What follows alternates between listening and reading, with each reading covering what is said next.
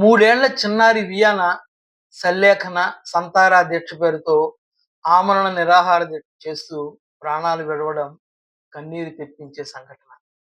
ఐటీలో పనిచేసే పీయూష్, వర్ష జైన్ దంపతుల ఒక్కగానొక్క కూతురు. మాటలు కూడా పూర్తిగా రాని చిన్నారికి బ్రెయిన్ ట్యూమర్ ఉన్నట్టు గత జనవరిలో నిర్ధారణ అయింది. ముంబైలో ఆపరేషన్ చేయించినా లాభం లేకుండా పోయింది.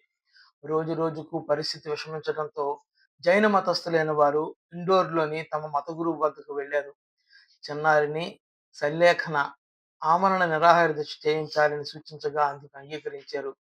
ఆ దీక్ష తీసుకున్న 10 నిమిషాల్లోనే చిన్నారి మరణించింది. అతి పిన్న వయసులో సల్లేఖన దీక్ష స్వీకరించిన వ్యక్తిగా గోల్డెన్ బుక్ ఆఫ్ వరల్డ్ రికార్డ్స్లో వియానా పేరు నమోదు కావడంతో ఈ విషయం వెలుగులోకి వచ్చింది. సల్లేఖనం అంటే స్వచ్ఛందంగా ఆమరణ నిరాహార దీక్ష చేసే జైన ఆచారం. అలా శరీరాన్ని కుసింప చేసుకుంటూ మరణాన్ని ఆహ్వానించటం సల్లేఖనం అని పిలుస్తారు.